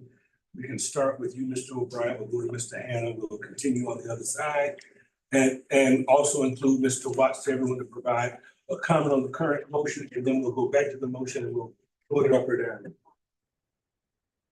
Right. And that's right, and Judge Hobbs, by virtue of her position in the judiciary, also abstains from this vote. So we'll start with Mr. O'Brien. Sure. And then Mr. Hannah. I appreciate everybody's comments, and I agree, this is all a balancing act. The whole thing's a balancing act. You know, I always find it interesting that people want change, they complain about situations, complain about environments, but they don't want to go through the change process necessary to actually enact change. And that's kind of what we're finding here. We want our young people to be active, thriving members of our community, but yet we don't want to do anything to create a change that would enable that. You know, we've talked about this, and this is my big mantra in particular, that part of our goal is to give every kid in this community a fighting chance to thrive. When I say that, fighting chance to thrive actually does have a payback to the community, not just in terms of societal well-being, but as a tax-paying member of society. They're thriving, they're helping to make the community a better place, they become taxpayers. How do we do that? My big belief is our biggest investment here really is in 0305, because that is where we impact brain development. If you want to give a kid a fighting chance, impact brain development, that happens in the first 3 to 5 years, 0 to 3, 0 to 5. 80–90% happens in that window. We always focus on third grade reading scores. If you cannot read in the third grade, you are facing a huge uphill battle. Your chances of being successful in life are markedly less. You don't get to third grade and just not be able to read. That starts earlier on, and that's what this is all about. And I think it's very poetic to a degree that tonight the focus presentation was on the Family Resource Center. As members of the CSC, I know y'all have members of the community come and talk to you about what we do and how are we showing an impact, and is it a waste of time, is it a waste of money? And they said, well, how are you going to change all this? Well, the reality is you can't change 0 to 3, 0 to 5 without changing the impact at the home. And we are just now getting to the point where we're putting things in place to really affect that. We hope to affect that. I agree. We should be measuring as much as possible how we engage in those homes, how we're making a difference and tracking that through. But these are investments. These are generational investments. We're not going to see the real benefit of this for another 10 to 15 to 20 years. But you've got to start somewhere, and you have to make it in there, and you have to measure along the way to make sure you're doing it. That being said, Family Resource Centers are not cheap. They don't come at no cost. I do believe that we do live in a tough time financially. We've got to be sensitive to that. With that, I think that my belief is the most judicious thing to do and to be sensitive to the needs of our community and those people who are impacted in their pocketbooks, in their wallets, in their bank accounts, is to stay with the current, not raise it, but not lower it. It gives us some window. We're not putting that much of a stronger burden on the community, but we're giving ourselves a little bit of a reserve and ability to, if these Family Resource Centers really do take hold, to be able to expand and grow them, to then impact more children and expand our ability to change this community one child at a time. So my belief is, I think it's a wise but a measured decision to stay with where we currently are. It gives us a little bit more, but without raising the rate, it gives us some more flexibility to invest in those things that they could. Mr. Hannah? So philosophically, Mark and I are aligned. I would spend 80% of our budget on 0 to 3 or 0 to 5. I just, and it just moves uphill from there, you know, downstream, I guess. Third grade reading levels, graduation rates, post-secondary attainment, kids being able to go out there and get jobs, and then the crime rate goes down, and Judge Hobbs isn't quite as busy, right? So to me, it all just makes sense. But as much criticism as this council has received, I think we deserve a little credit, because we didn't just run to 0.5 from the get-go and say, you know what? Blair said 0.5, we're going straight to 0.5, that's it. Cut the cord, we're done. We're not going to have this discussion again. We listened. We actually listened, and you and I think, were the ones that came up with the 0.375. And then we listened again, and I listened to you, and you said, stay the course, and then we actually did roll it back. So we are trying our best to balance, you know, our residents and our citizens with the needs of our children. And I'm really proud of this exercise, because a lot of other government agencies, they don't do this. They come up there and speak. They don't, and they listen to, but there's nothing happens. With us, something has happened, because we do sympathize with exactly what's going on in our community for people like my classmate Klein Miller and so many others, because it is tough right now. And it is a balancing act. And we both, or everybody on this council, wants to ensure that every single penny, whether it's coming from my family or these families or wherever, is going exactly where it's intended to go. It's the same way I treat school tax dollars. When people come to me and ask for money from our public school system, they have to show me the direct impact it's going to have on children. If they can prove that, great, then we'll pony up and we'll invest. If they can't, don't even ask. You're wasting your time. And so I'm really proud of what we've done and the compromises we have been able to reach. And I think this is just another example of that. You know, we're not just, let's get as much as we can and just push and fund and spend. And we really do weigh this decision. And I'm really proud of the group for doing that. Thank you, Mr. Hannah. Mr. Watts? Yes, I vote to keep it the same. All right. Thank you, sir. Mr. Johnson? Yes, I appreciate all the comments and appreciate Mr. O'Brien's comments.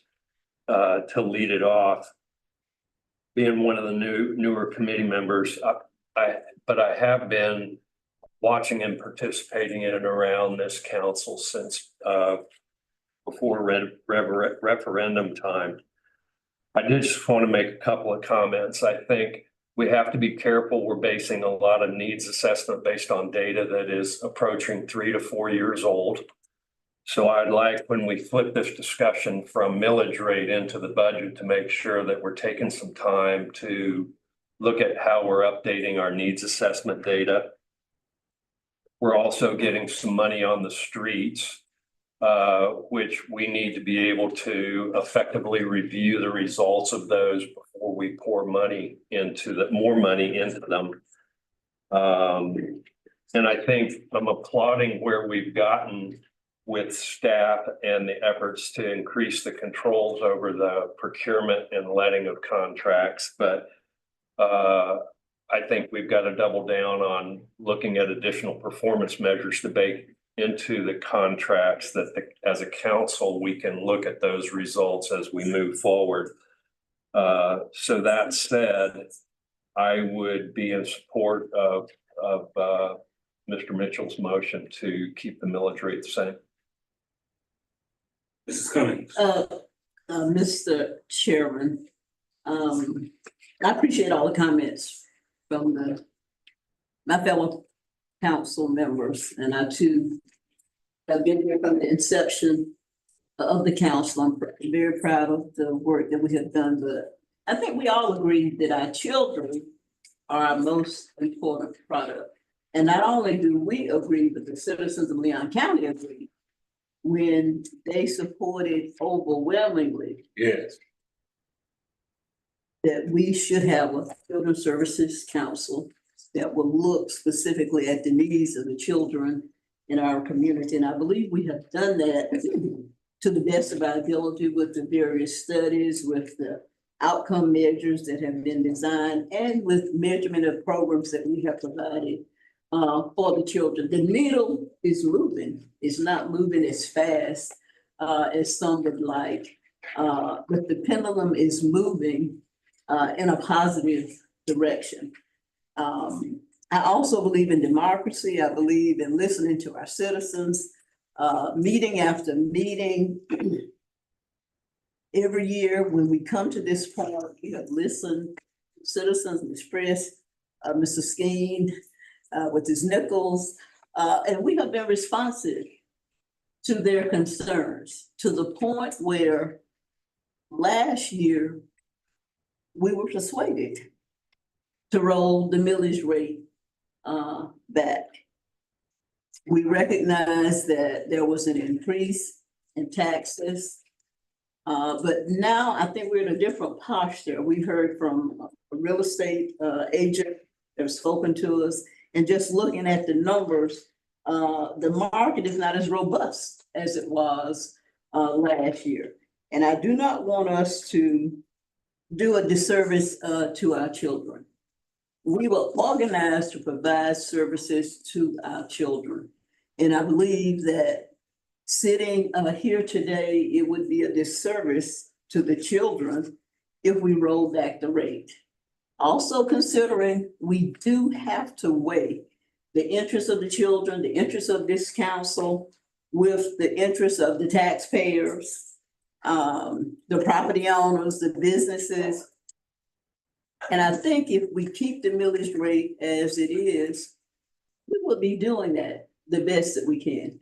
We will never satisfy everybody, but to those children that are in need, when we provide these services, these programs, when we fund these programs 2 or 3 years out, I promise you, they and their parents will feel the positive impact that the Children's Services Council will have made on their lives, not just now, but in the future as well. So I'm concerned, I'm a property owner, I have rental property like Paul, Mr. Mitchell, and others of you. And, you know, we recognize how increased costs are passed on to renters. But again, I think we have to stay focused on why this council is here. And that's to address the needs of our children. And so if we have funding available to support the programs that we projected for next year, and if we have added funding to assist with those programs and add other programs, in my opinion, that's a plus for our children. And so as a member of this council, I have to prioritize the needs of the children in this community, in my opinion, is right up there at the top, weighing the concerns from citizens and the increased taxes. But I support Mr. Mitchell's motion. I supported his motion last year to roll the millage rate back in the face of some strong evidence that the program would not suffer and that we would in fact have sufficient funds to support the program that we had projected last year, and that we would have some added funds as well. But I think it's very reasonable right now when you look at the data that we have, we look at the programs that we have onboarded, and just optimistic about the future for our children. I feel very good about maintaining the millage rate as it is. All right, thank you. I'd also like to add, as a part of the public record, comments that were forwarded to the members of the board coming from Council Member Marster in her absence. Those comments will be added to the public record. First of all, let me start by saying that I will vote along with my colleagues relative to it being maintained the same. However, you will recall a year ago when you decided, when we had decided as the council to roll it back, I did not vote for it. And I will never vote for us rolling it back. I will always vote for us rolling it forward, because I think it is a disingenuous argument for anyone to suggest that the Children's Services Council, based upon the millage rate that it collects, somehow creates some great burden on our community. As described by one of the persons who was a speaker today, we already have heard in the discussions that have been provided here that there is a tangible return on investment. I agree that we should be judicious. I am a fiscal conservative. I believe in good stewardship. I believe in accountability. But I also realize that the need is great. Again, as I described at the very beginning, I am the only school board member whose entire district is made up of Title I schools. Working class families of every type, every race, every socioeconomic background. I am very much aware of the plight of the persons with whom we serve. And I take great delight in what I've heard here today about what has been the impact, most specifically, in those schools that are in my corridor. So yes, I'm delighted that we'll be able to realize, I believe it's a gain of about $1 million, potentially. $600,000. But as you have heard, the impact is so much greater. I'm excited about what we know will be the return on investment in our investment through the perinatal navigator program, our investments in early learning. But I also am very much aware of the good that we can do in working with our local providers and impacting the quality of lives. The superintendent will tell you that it was just reported to us just in January that the number of homeless children who are being served by our Leon County School District doubled in just 2 years. And so the need is great. And if we want to have impact in those communities, it is going to be substantial, tangible, and intentional investment in those communities. So I will vote for us today.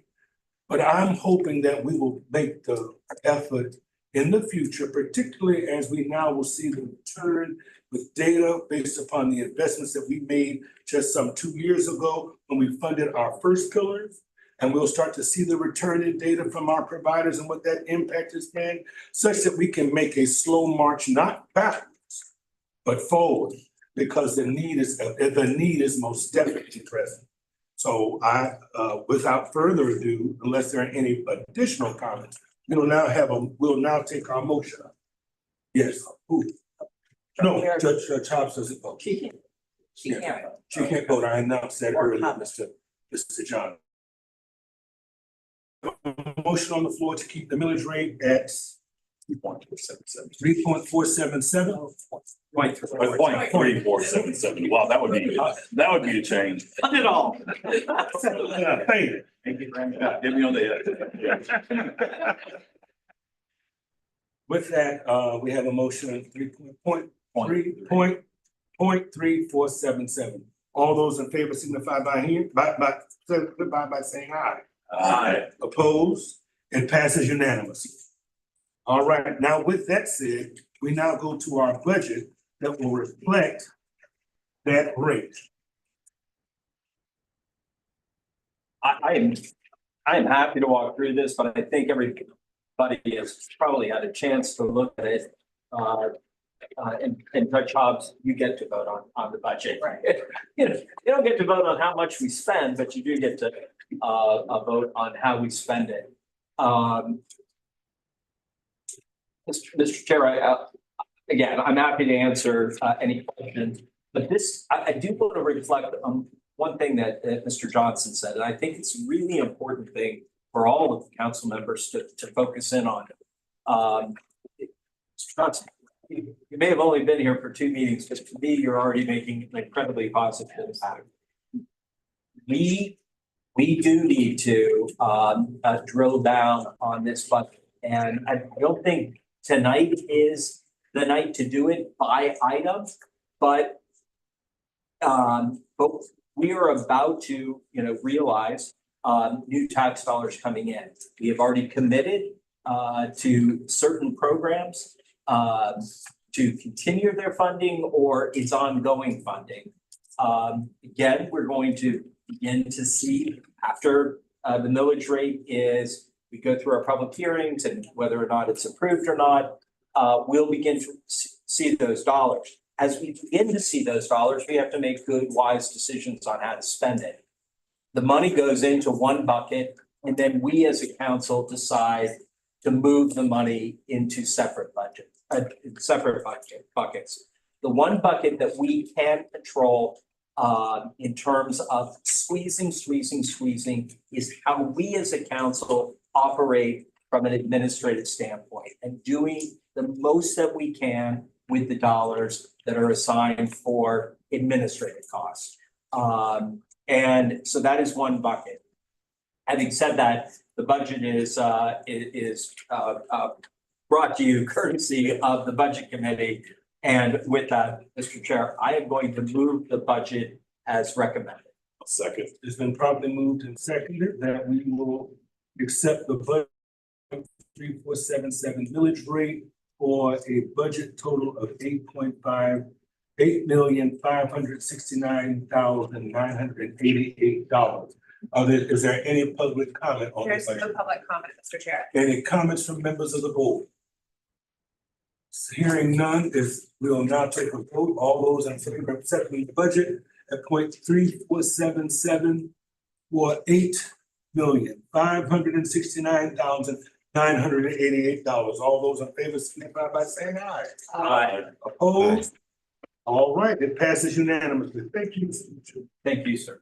Just to clarify for the record, those who might be listening, this is the tentative budget. We will have hearings as required by statute. The first one where the council will accept the tentative millage rate and tentative budget is Thursday, September 12th at 5:05 p.m. in this office. Then we are required to hold the final hearing. That hearing will be on Thursday, September 26th at 5:05 p.m. here at this office, and that will conclude our trim process. All right, thank you, madam. Now, let's see.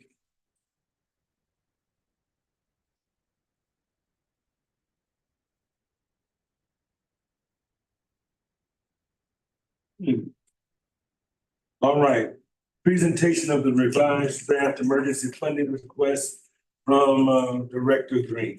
Yes, so thank you, Chair Jones. If you recall at the last meeting, the June meeting, we brought to you the draft of the emergency funding procedure for nonprofit entities in our community that may find themselves in an emergency situation where a program that provides vital services to children, youth, and families might be discontinued.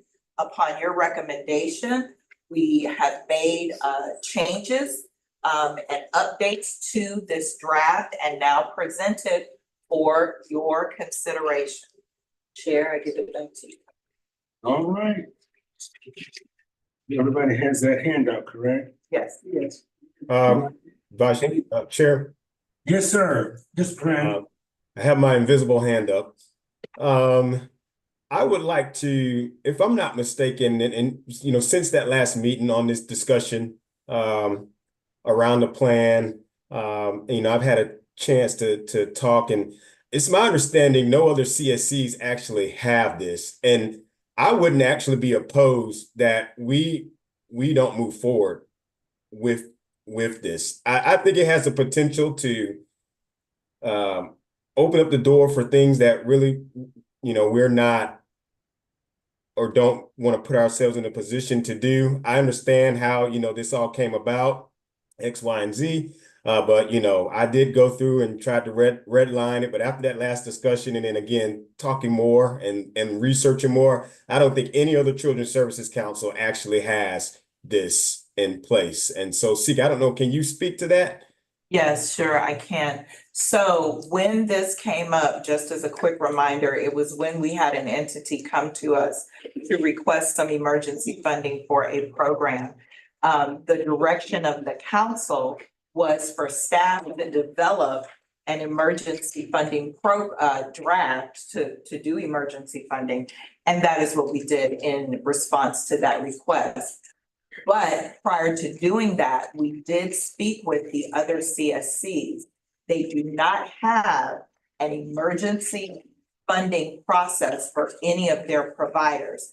They do have, as we do, a reserve policy that allows them to have that emergency funding that they may distribute at their discretion in response to whatever the emergency might be. So if it's a catastrophe, if it's a tornado, if it's a pandemic, whatever it might be, they have the discretion to have that funding available for providers. So Mr. Watts did give me a call and we talked through that. So I did give him that information. I also did speak to that fact.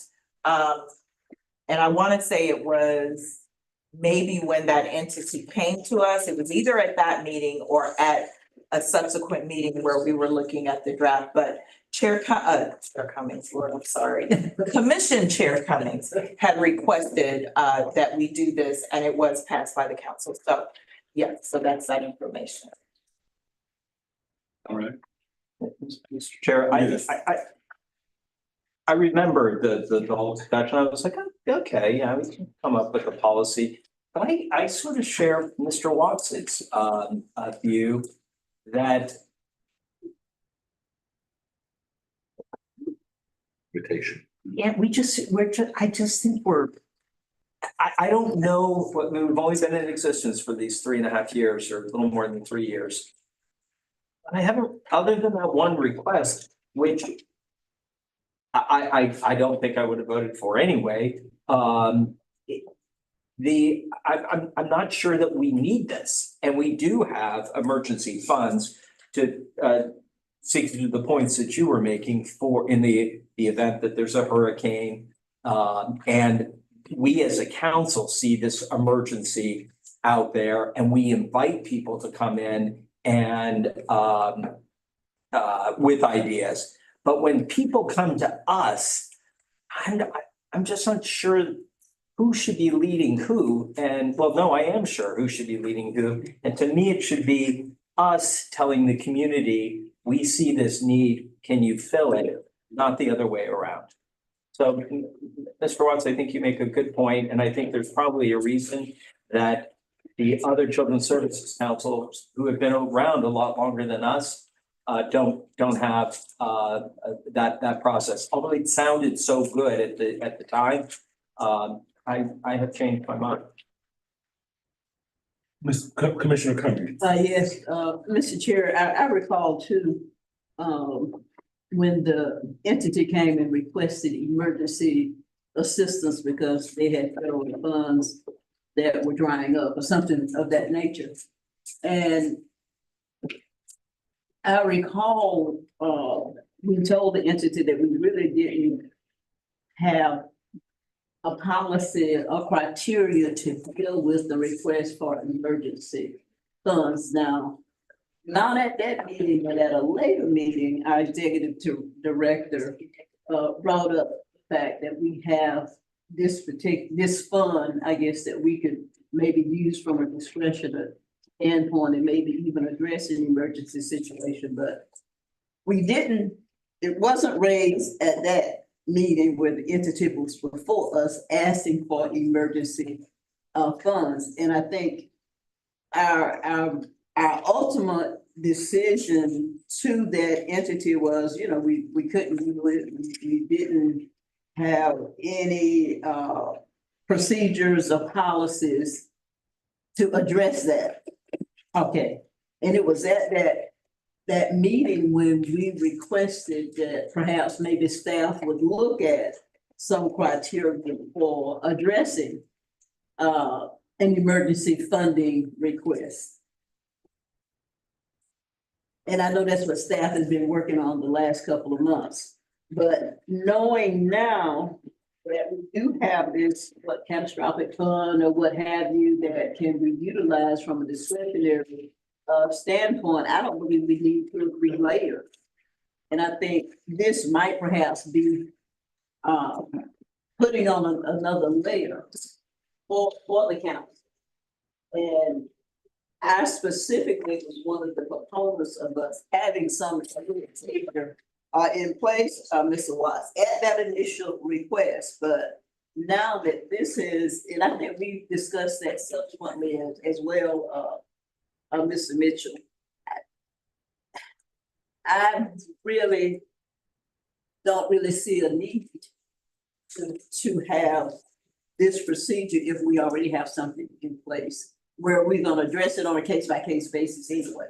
And to date, I believe we've only had one entity request emergency funding anyway. How frequent that will occur, I don't know, but I think whatever we have outlined in our catastrophic fund for us to be special about it, I just think we utilize that same procedure, utilize what we already have. Yes, sir. Just, I agree with all of this. And so I guess this is really a question to our council. Doing nothing really, this really doesn't require a vote. Just pull it. We just can just pull it off the agenda, right? That's correct. So that's, I'm not gonna make a motion to do anything. I think it just is a non-motion. Right. I'll make sure. If I may also add, as described by members of the council, our reserve policy that we've already have approved, the catastrophe reserves will be maintained at a 2% annualized of the budget year. And that we will have the ability to reallocate funding within the reserve categories. And that can be utilized in the event of unexpected operational circumstances to include reduction in the collection of ad valorem tax revenue or other significant economic downturns. What I would hope that we will consider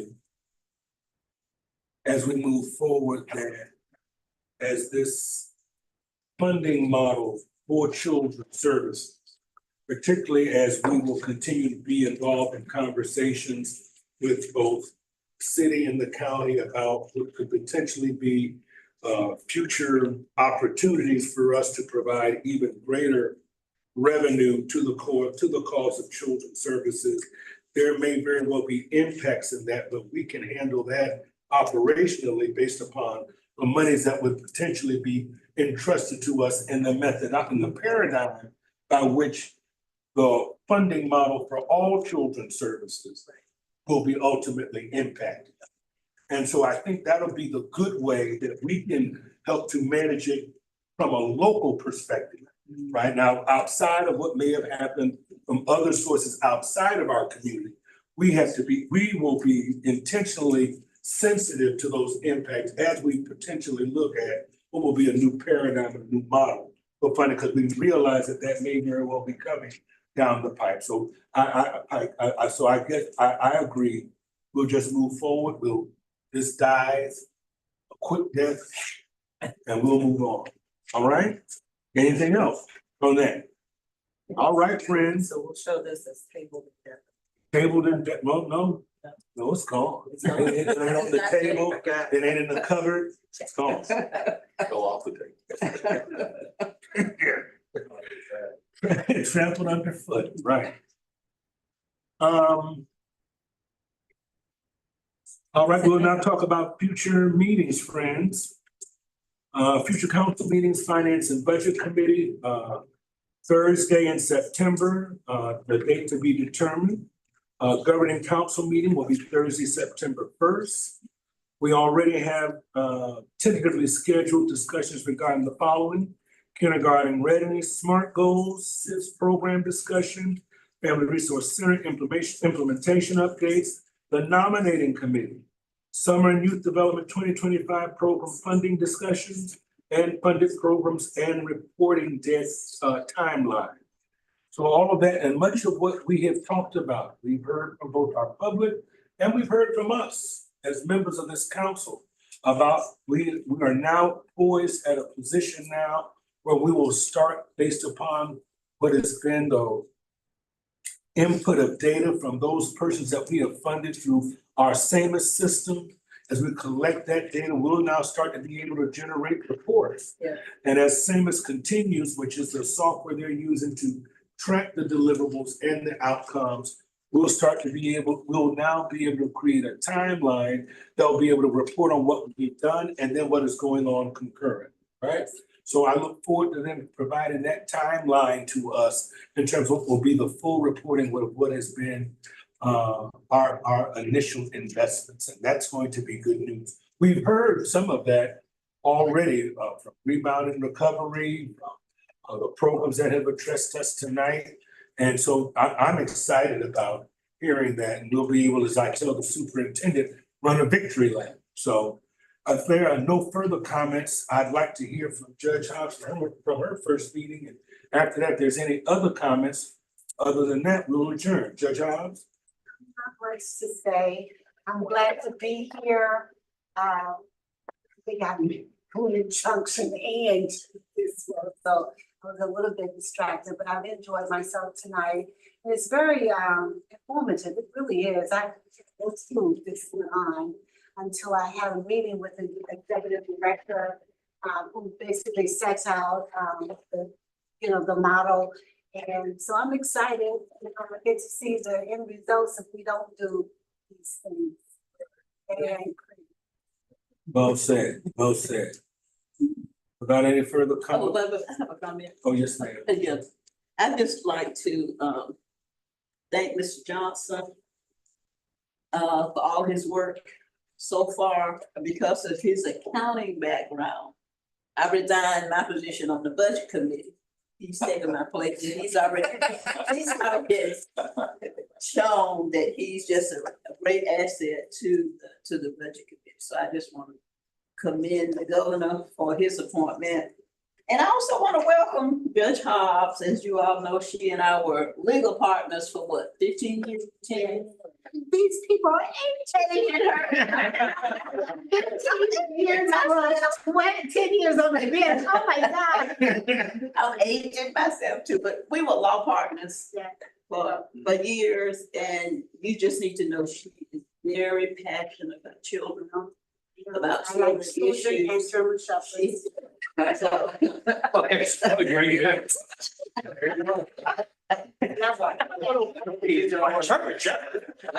Go, Judge. Try to keep children in line. Well, not in the CSC. But she'll be a valuable, y'all said, no, but anyway, I think she'll be a valuable asset to the Children's Services Council, so we welcome you, Judge Hobbs. Yes, ma'am. I wanted to make a comment. A lot of people don't know this, and I told the executive director, I grew up in 32304. So y'all be aware of that. Was zip code in the state. I grew up there, and I still go back every year. I have one final comment, and that is to wish Mr. Watson well. Get well soon there, young man. I mean, you're sick and you dressed up, put on a tie and everything. What we don't see underneath is he's got a little plain. And there's a filter on the Zoom, so. Get better. Yeah, he's bless his heart. I neglected to, and I did mention the nominating committee, but we've got to staff a nominating committee that will bring forth a slate of chair, because I'm completing former Chairman Glenn's term. So we need a nominating committee to bring forth a slate of chair, vice chair, and treasurer. So there are persons who are willing to serve on that committee. At least three. Mark O'Brien. I would serve. I will. Carolyn Cummings. He's looking at me. It's a nominating committee. You're not volunteering for it. All right. One meeting. One meeting. One meeting. One meeting. Already on the budget. It'll take like 20 seconds. All right. All right. Friday, day 27. Okay, 20 seconds. They will present at the next meeting. I'm happy to do this meeting. Voting is in October. They will present at the next meeting and the voting will be in October. All right. Are all hearts satisfied? Again, welcome Judge Hobbs. Welcome again, Mr. Johnson, and also special welcome to Ms. Marsteller. I am so sorry, Chair. You're Marcus Nicholas. I am, but this is it. I do need to introduce a new team member. Oh, yes, please. So Kelsey Curiel, who has been with us, who joined us from AARP with a program we were working with, has accepted our contract administrative specialist position. And so she has actually started on Monday, and she's gonna be with us 30 hours a week. We have accepted an offer for our program accountability and contract administrator position. Dr. Cassandra McGlon, who will be joining us in a couple of weeks. And we also have a contract program performance partner, part-time, Amy Grissom, who will be joining us in a couple of weeks as well. And then the last position is our contract operations specialist, and that's Shalonda Turo, who will be joining us in August. All right. Thank you. Thank you. Chair, Yes, I'm yes, so sir. sorry. Don't shoot me. I do have one thing for executive director, which is around the performance. And if you find it an opportunity, I'd like to, I think it'd be valuable for us to have somewhat of an overview on what Chair mentioned the data will look like, what you're measuring. And then also too, like we kind of heard earlier before with some of the folks that were actually presenting successful outcomes, there may still be a way to capture that data as well, to recognize that. So that might not be in that system, but I think it'd be valuable. I think we are at a time now. I mean, we've kind of been saying it for a couple of years, but I think we got to find a way to capitalize on that, and however avenue that can occur, that we kind of know what that looks like. And I'm also going off, Council Marstiller's comments as well. So I think we're at that space now, if there's anything you can think of. Yes, so on the next agenda, we'll bring to you the program funding and reporting timeline. I do want to bring to your attention that the first year we funded summer programs and we brought you those results. That was 22. 23, we funded summer programs and we brought you those results. Spring 23 is when you adopted SAMUS as our data, so it's just been a year and we had to spend time to build that system. August 23 is when you approved the first procurements for family supports, and that would be family strengthening and youth mentoring. So we haven't even had a full year of priority funding. And that is why I want to bring you guys that funding timeline and the reporting timeline, so that you can see that while I know it seems like I've been here 5 years, all seasoned and everything, we really have only been funding for about a year. And most importantly, to Councilmember Marstiller's point, we need to go back around and get our SMART goal for kindergarten readiness, what that looks like incrementally with those investments. And then we will do the same thing for each one of the priorities. So your point is well taken, and we are a step ahead of you, Vice Chair Watt. So we'll have that information and that timeline and what that schedule will be based upon what we funded earliest. And now with the implementation of SAMUS, as they continue to report to us quarterly and semi-annually, we'll be able ultimately to be able to look at some metrics and data pretty much almost nearly at every meeting, or at least at a quarterly level, based upon the responses that we're able to collect in SAMUS from the agencies that we fund. Yes, sir. So that's good news. Can I I move adjournment. There it is. Thank you, everyone.